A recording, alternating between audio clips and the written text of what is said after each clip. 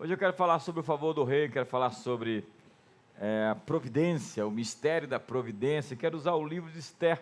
Incrivelmente, o livro de Esther não consta o nome de Deus, nenhuma referência se faz, nenhuma menção ao nome de Deus. Contudo, entretanto, Deus está ali em cada ponto, vírgula, em cada situação, nas entrelinhas.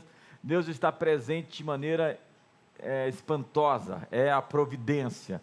Eu gosto muito desse tema, é um tema que me chama muita atenção e é muito forte dentro de mim. A história de Esther é mais do que um conto sobre intrigas palacianas, sequestro, assassinato, conspirações, genocídio. A história de Esther é a história da providência divina, é a história da reprovação e promoção, da oportunidade abraçada de uma garota, de uma menina que se tornou rainha do favor, da graça, de como mudar o seu destino. É a história de uma grande virada. Quem não gosta de uma história de uma grande virada? A Bíblia é cheia desses grandes acontecimentos, dessas grandes histórias, desses grandes enredos. É a história do julgamento contra os inimigos, do juízo contra os homens maus. Quem não gosta de ver o bem vencer o mal? Os maus intencionados serem desmascarados, serem expostos, e as pessoas que quiseram fazer o bem serem premiadas, recompensadas. Ninguém gosta que o vilão ganhe no final da história, não é verdade?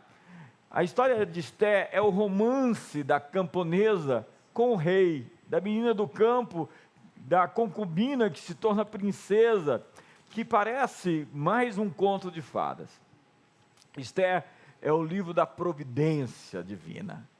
Providência significa que Deus está em ação para cuidar de você. Ele está cuidando de você antes que você perceba isso. Muito antes do que você possa imaginar, idealizar, Ele já está cuidando de você, providenciando o seu socorro, a sua saída, o seu escape, o seu livramento. Os judeus estavam em apuros. A Bíblia diz que o inimigo histórico havia assumido o posto de grão-vizir, o primeiro-ministro do rei Assuero. Amã é o nome dele, o Agadita, filho de Agag, descendente de Agag, portanto um amalequita, oriundos de Esaú, irmão de Jacó. A providência então acontece assim. Moisés foi tirado das águas, você lembra isso? O rio Nilo foi lançado um menino para morrer, e no rio é levado pelo capricho das águas, impotente, incapaz, mas o rio o leva ao palácio do rei. Esse é o mistério da providência. A consequência não premeditada, que obedece à ordem das coisas criadas. Deus criou uma ordem moral perene. As pessoas podem chamar isso do que quiser. A natureza de tudo foi definida e possui inteligência. A mão invisível, como diria Adam Smith, ou a ordem espontânea, como também diria Hayek. Jesus nos falou sobre o reino como um fermento que leveda a massa, pacientemente. A reforma, então, o que Deus pretende e vai fazer, não é algo repentino, súbito, não é um acontecimento único, mas historicamente continuado, uma experiência continuada na história. O fermento então faz o seu ajuste ao longo do tempo, fermentando, mudando a natureza da massa, até que tudo se torne justiça, paz, alegria, até que tudo isso se torne a ordem vigente do mundo, o reino de Deus. E no processo, nós temos as dores de parto. E é o que nós estamos sofrendo hoje, no meio dessa pandemia mundial. Dores de parto para um nascimento. E quanto mais perto de nascer, mais próximas se tornam as contrações. Em um menor intercurso de tempo se tornam os espasmos, as dores daquela que está para dar à luz. Então a providência entra em ação. É incrível como A providência é o passo adiantado de Deus na história, porque Deus sempre está à frente. Ele é como um enxadrista, um jogador de xadrez, que prevê os movimentos todos que vão acontecer e faz a sua jogada. Deus nunca é pego de surpresa. Ele sempre está à frente dos acontecimentos, e por isso Ele já te preparou o livramento, o socorro, antes que você necessitasse dele, como diz Apocalipse 13, verso 8, que Ele sacrificou um cordeiro morto, antes da fundação do mundo. Por isso Deus se adianta na história, e assim, no cenário da anticrise, Radassa, ou Esther, aparece. Tudo começa numa festa, uma festa de 180 dias. Veja bem como eram os medos, os persas daqueles dias. 180 dias de festa para angariar apoio, para lutar contra a Grécia. Eles estavam levantando recursos para a guerra, e o rei queria mostrar a beleza da sua esposa, da sua rainha, mas ela não quis aparecer. Ela não quis se adornar, se enfeitar e mostrar a sua beleza a todos os seus súditos. Foi a quebra do decoro da rainha, do protocolo real. Entenda, todo palácio tem o seu protocolo. É o código de obediência, é a etiqueta social. Para permanecer em um lugar, você precisa conhecer o protocolo. O Palácio de Buckingham, na Inglaterra, em Londres, tem um protocolo que já dura séculos. Assim acontece também na Casa Branca ou no Kremlin, em Moscou. Quanto maior a autoridade de um rei ou de um líder, maior e mais detalhado é o protocolo, mais rígido. Todo lugar tem um protocolo para entrar e para permanecer.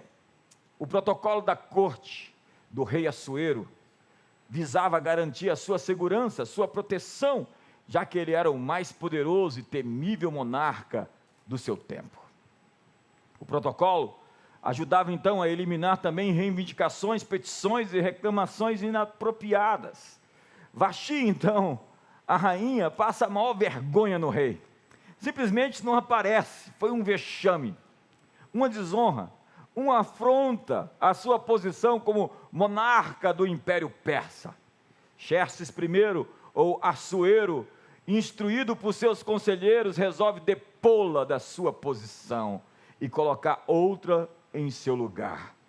Para eles, conduta permitida é conduta ensinada. Se caso ele permitisse que aquilo acontecesse, poderia se tornar um precedente para que as mulheres em todo o reino, em todo o império, viessem a reproduzir o modelo de Vasti. O exemplo dela seria fatal para as mulheres de todo o império. Há coisas na vida que você não pode tolerar, porque se você permitir, você vai ter ações repetitivas, reproduzidas. Não reclame, portanto, daquilo que você permite. Você não pode mudar aquilo que você é capaz de tolerar. Vasti, a rainha, então, foi banida, porque recusou-se a se apresentar perante o rei. E aí surge Esther, capítulo 2, verso 2 ao verso 4, vamos ver a história. Aí alguns dos seus servidores mais íntimos lhe disseram: ó rei, mande buscar as mais lindas virgens do reino, escolha funcionários em todas as províncias e ordene que tragam as moças mais bonitas para o seu harém aqui em Suzã, a capital.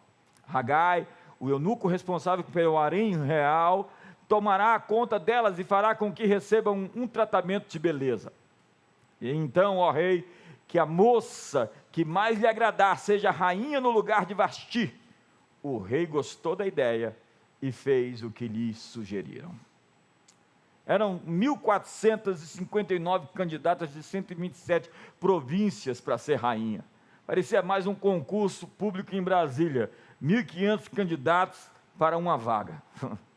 Esther e todas as outras mulheres passaram 6 meses na mirra, mergulhadas em especiarias e perfumes antes de se apresentar ao rei. Foi um ano de preparativos para uma só noite.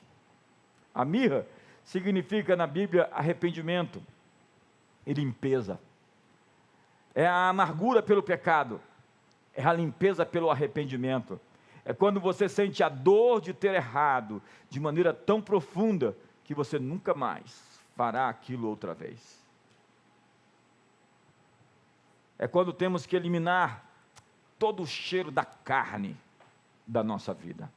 A mirra estava presente no ministério de Jesus, no seu nascimento, unção e na sua ressurreição. Depois da mirra foram mais 6 meses de perfume e fragrâncias. Imagine que Esther estava exalando um cheiro, um aroma, um perfume poderoso onde chegava. Depois disso, Esther, no meio daquelas 1459 candidatas, se destaca. É o mistério da providência. No meio daquele imenso harém persa, Esther se torna rainha. Rainha da Média e da Pérsia. Então, depois, e eu quero reenfatizar a palavra depois disso, os inimigos lançaram sortes, a fim de descobrir que dia seria o dia mais adequado para destruir o povo de Deus.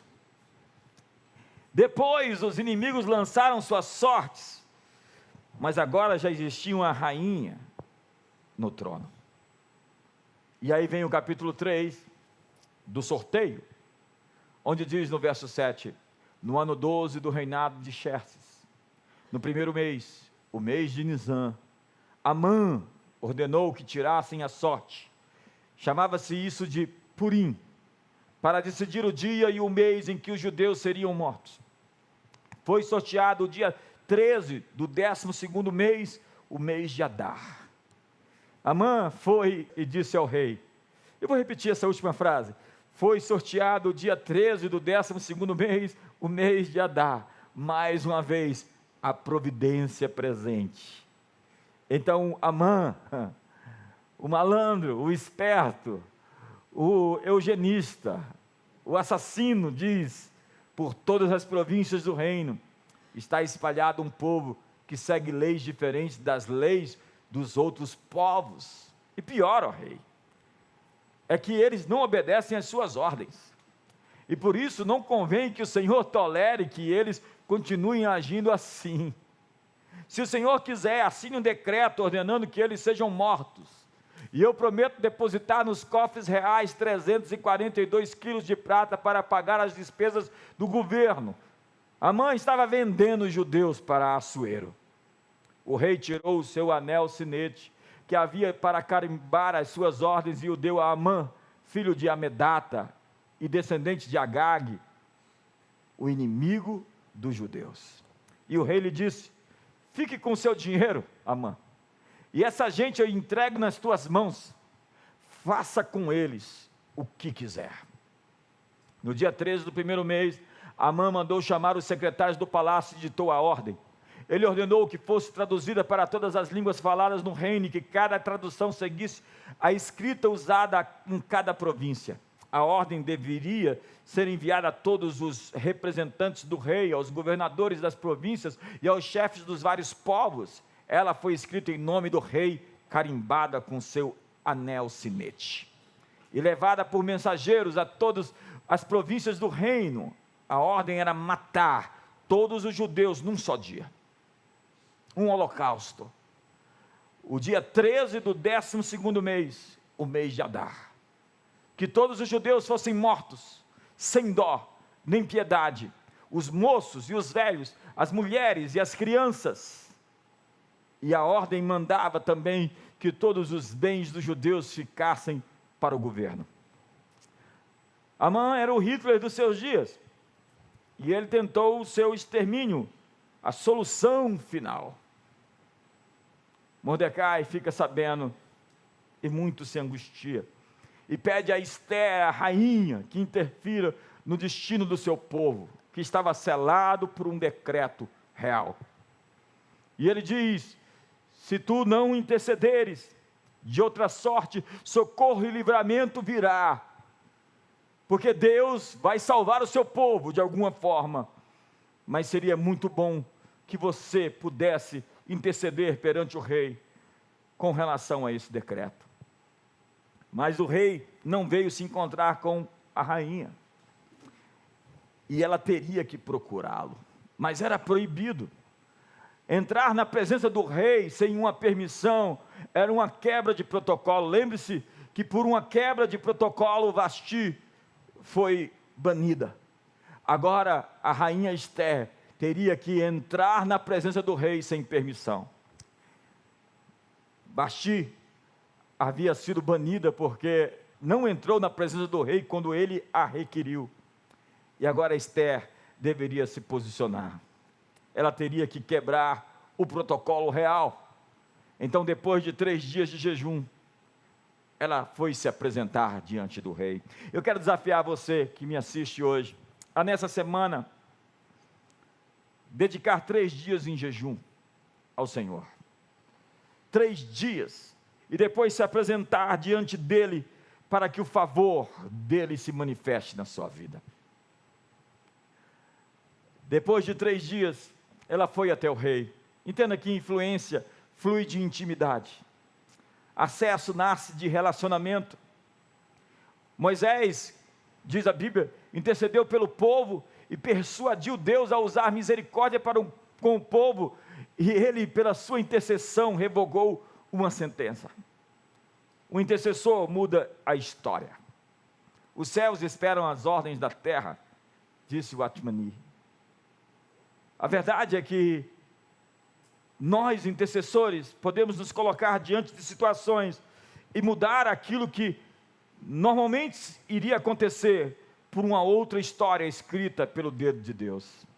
30 segundos na presença de Deus manifesta podem mudar seu futuro. Sua adoração pode criar o seu momento, sua chance para mudar o seu destino, porque intimidade é o ponto. A melhor maneira de influenciar alguém é por meio da intimidade, é por meio do relacionamento. Esther invadiu a privacidade do rei. Ela foi até o rei e encontrou o seu cetro de favor. O rei levantou o seu cetro e disse que ela poderia entrar, que ela tinha liberdade de entrar. Ela quebrou o protocolo do palácio e foi aceita. Ela tinha um lugar especial no coração do rei. Eu posso estar em qualquer reunião, mas se vejo minhas filhas, elas têm acesso a mim em qualquer momento. O rei interrompe seus afazeres e pergunta: o que você deseja? O que você deseja? Hoje o rei está proclamando um decreto contra os decretos que eram contra você. Ele está lançando uma sentença contra as sentenças contra você. Uma palavra contra os juízos contrários. O mês de março é o último ou 12º mês do calendário hebraico. Em Israel há um calendário sagrado e um calendário secular. O último mês, Adar, é a conclusão de um ciclo completo. Este é o tempo da festa de Purim. E é onde a trama de Amã foi estragada. Deus havia colocado uma rainha no trono para interceder pelo povo dele. Mas a história não termina aí. Deus inverteu a maldição e terminou a temporada, o ciclo que tentou sabotar a todos nós. Todas as armas contra você falharão. As armadilhas que lhe prepararam serão usadas contra aqueles que as preparou, contra aqueles que armou. 3 dias de jejum, eu insisto. Dedique-se, prepare-se, faça de forma que você se apresente diante de Deus logo após esse período, porque os seus dias de jejum se tornarão em dias de festa. Foi assim que aconteceu. Purim vem da palavra pu, que significa sorteio. Eles sortearam e a providência entrou em curso para dar o fim de um ciclo. Antes do sorteio havia uma rainha no trono e Deus tirou o sono do imperador e fez com que ele fosse até os documentos reais, os registros dos livros e procurasse histórias para ler. E ali ele encontrou a história de Mordecai, que em um momento específico livrou o rei de uma trama, de uma conspiração, e conspiração está tão em dia esse assunto hoje. E o rei disse: o que foi feito a Mordecai por ter me livrado de um assassinato, de uma conspiração? E os seus servos disseram: nada. Então o rei procura a Amã e diz: o que se fará a um homem que o rei quer honrar? E Amã, pensando que era com ele, disse: que coloque esse homem no seu cavalo real, vista das suas vestes reais, e saia por todo o reino, dizendo: assim se fará ao homem a quem o rei deseja honrar. Então o rei Assuero diz a Amã: faça isso com Mordecai.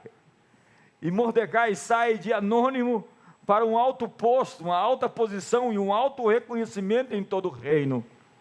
De repente, uma chave começou a virar. De repente, o jogo começou a mudar. De repente, o jejum de todo o povo começou a fazer com que os céus invadissem as agendas da terra. O que se fará ao homem a quem o rei deseja honrar? Amigos, seus atos de obediência serão recompensados. Mordecai tinha feito um depósito. Ele interferiu para proteger um rei, e era um rei pagão. Ele protegeu um homem que naquela época era um homem muito complicado de se defender, assim como Daniel, que se coloca diante do rei e diz a ele, a Nabucodonosor: o sonho e a sua interpretação seja contra os teus inimigos, ó rei. Daniel não era um bajulador, mas ele era fiel à pessoa com quem ele estava servindo, ministrando, atendendo. Seus atos de obediência serão recompensados. Quem tem sementes no altar tem colheitas a receber. Sua fidelidade está catalogada nos atos celestiais. Os seus jejuns passados hão de ser recompensados. Tudo o que você fez permanece na memória de Deus. A Bíblia diz: satisfaça ao Senhor todos os seus desejos, atenda todos os seus pedidos, aceite todos os teus holocaustos, todas as suas ofertas. O plano da providência estava traçado. Existe um novo decreto de Deus contra os decretos que existem contra você. Num dia, havia se decretado que todo o povo de Deus seria morto, assassinado. Era um dia escolhido pela sorte de Purim para matar os judeus. Então, você conhece a história. Esther vai até o rei Assuero, pede pelo seu povo, pedindo por si mesma. Amã é enforcado na forca que preparou para Mordecai. E o jogo vira completamente, porque o rei assina um novo decreto, dizendo a todos os judeus que eles tinham o direito de se defender. Ele não poderia revogar o decreto que tinha assinado, mas agora ele tem um novo decreto, que aos judeus se dê a permissão de se defender em todas as províncias. E como a rainha era uma judia, agora todos queriam também defender os judeus, porque eles estavam de bem com o coração do rei. E naquele dia feito para a destruição de todo o povo judeu, foi o dia do grande livramento do Senhor. Eu quero lhe dizer que Deus tem um dia específico para socorro e livramento para todo o seu povo. No dia que o inimigo escolheu destruir todo o seu povo, foi o dia que o inimigo caiu. Existe um dia em que socorro e livramento chega do céu. Ele é Yahvé Jiré, o Senhor quem provê. O Senhor quem provê é aquele que se antecipou ao fato de que Abraão foi oferecer Isaque E Deus disse: não faça mais isso, porque está provado que você é obediente. E imediatamente Abraão viu um cordeiro ao lado para o sacrifício. E ali se disse: o Senhor proverá. Deus proverá antes que a necessidade surja. Deus trará livramento antes que o perigo aconteça. Deus providenciou a cura e a redenção antes que o pecado acontecesse, porque Ele sacrificou um cordeiro que foi morto antes da fundação do mundo. O mistério da providência está nos pequenos detalhes da vida. Deus se antecipou, Ele está um passo à frente, está trabalhando por nós antes que nós tenhamos a chance de perceber. Antes de Amã se erguer contra o povo de Deus, já havia uma rainha nos céus. Deus tirou o sono do rei Assuero, a fim de que ele visse os atos que Mordecai fez por ele, e que pudesse elevá-lo diante do império, diante do reino. Providência significa que Deus está em ação para cuidar de você. Você pode pensar que tudo está fora de rota, ou fora do lugar, mas a providência está dando um destino. No processo, nós temos dores. Então a providência entra em ação. Ela sempre está ali quando pensamos que tudo está fora de controle. O inimigo sempre vem depois, porque Deus está sempre um passo à frente. Antes do Covid-19, Deus se antecipou. Deus se antecipou às suas necessidades, amigo empresário ou funcionário, servidor público. Deus se antecipou às suas necessidades, amigo autônomo. Deus se antecipou ao seu casamento, aos problemas que os seus filhos teriam, ou qualquer situação que você venha enfrentar. E Ele já trouxe a solução para você antes que o problema existisse. Hoje desafio você a essa semana se preparar em 3 dias de jejum. Você pode separar o jejum como você quiser. E depois desses 3 dias, se apresente diante de Deus, para que o seu cetro de favor se estenda sobre você, e você viva uma realidade diferente, onde a graça vai inundar sua vida, e tudo que era contra você se torne em seu favor. Eu vou repetir: existe um decreto contra os decretos que eram contra você. Existe uma palavra contra as palavras que eram contra você. Existe uma sentença de Deus contra as sentenças que eram contrárias a você. Deus está se levantando nos céus pelo Brasil. Deus está se levantando nos céus por Brasília. Deus está se levantando nos céus pela igreja do mundo inteiro. E existe uma palavra de Deus sobre a nossa crise e o nosso momento que estamos atravessando agora. Há um dia preparado por Deus para socorro e livramento. E eu tenho absoluta certeza que nesse mês de maio você vai vivenciar isso. Durante esse mês você vai virar essa página. Durante esse mês o favor vai te alcançar, vai nos alcançar coletivamente e vai nos alcançar pessoalmente, de maneira particular, pessoal, customizada, porque Deus não te chama por um número, Deus te chama pelo seu nome, e Deus se antecipou a tudo aquilo que era contra você, oferecendo soluções. O seu jejum não vai mudá-lo, o seu jejum vai mudar você, e vai alinhar você, para que você chegue à sua presença e obtenha o seu favor. Pai, muito obrigado por todas essas pessoas que acreditam, que creem que o mal vai perder. O mal vai perder. Os oportunistas no Brasil vão perder. Os conspiradores vão perder. As estratégias do mal não vão prevalecer. As obras infrutíferas das trevas serão expostas. As máscaras vão cair.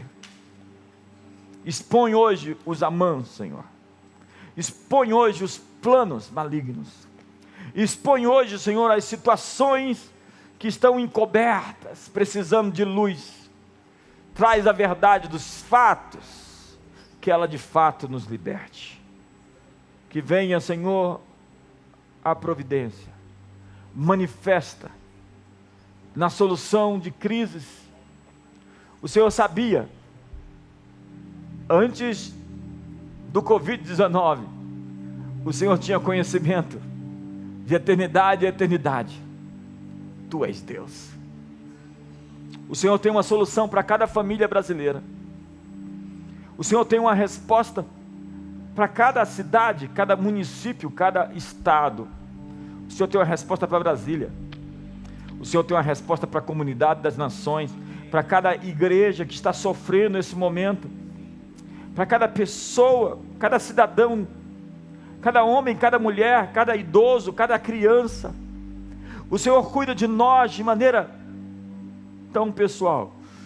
E nós pedimos audiência à sala do trono.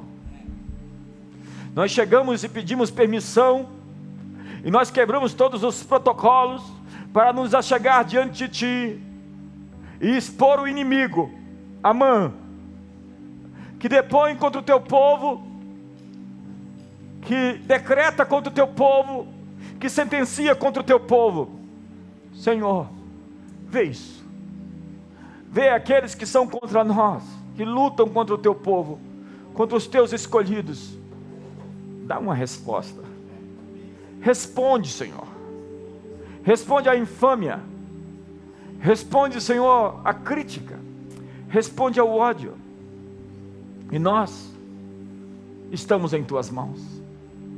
Todos nós, Teus escolhidos, Teus filhos, que se chamam pelo Teu nome, pedem socorro em Ti, porque o inimigo é mais poderoso do que nós, mas o Senhor é o Todo-Poderoso. Hoje traz livramento sobre a igreja brasileira, sobre a igreja nas nações, sobre as cidades, sobre os países. Pai, nós queremos que tudo aquilo em cada nação que foi programado, estipulado, trabalhado de maneira desonesta, seja exposta à luz, Senhor, da verdade nesse mês de maio. Que venham os profetas, que venham os apóstolos, que venha, Senhor, o poder da justiça, como, Senhor, uma vara que quebra, Senhor, os vasos, que despedaça como um oleiro, um cetro de ferro, um governo que é sempre eterno, cujo trono é justiça e juízo, de verdade, que não se abala, mas permanece para sempre. Portanto, venha o Teu governo, faça-se na terra como nos céus, e que sejam desbaratados os exércitos do mal, as forças que se levantaram contra a humanidade nesse tempo, sejam, Senhor, espalhadas. Elas vieram por um caminho, que elas fujam por 7 caminhos. Nós pedimos audiência nos céus, expomos as nossas razões, os nossos motivos, entramos em juízo nesta noite e dizemos: Senhor, responde. Levante as suas mãos onde você estiver. Dedique hoje seu coração. Essa semana, 3 dias, entre com ousadia na sala do trono, a fim de receber misericórdia, socorro para a ocasião oportuna. Além do véu, pelo sangue de Jesus, o novo e o vivo caminho na sala do trono. Deus tem um livramento para você. Deus tem um socorro para você. Antes disso tudo acontecer, Deus já tinha preparado uma solução para a sua vida. Há uma resposta divina para cada afronta, para cada ofensa, para cada infâmia. Deus, de fato e de verdade, está no trono. Existe um Senhor no trono que espera a sua noiva, a sua rainha, o seu povo entrar em sua presença, a fim de que o seu cetro se estenda. Sinta hoje o seu favor chegando em sua vida esses dias. Sinta hoje o seu cetro dizendo: a você é permitido entrar, a você é permitido chegar, minha noiva, e aqueles que conspiram contra ti cairão diante de ti. Toda arma forjada contra ti não prosperará. Toda língua que ousa contra ti em juízo, você a condenará. Essa é sua herança e esse é o seu direito que do Senhor procede. Levanta-te e resplandece, porque vem a tua luz. Levante as suas mãos hoje, o adore em espírito e em verdade.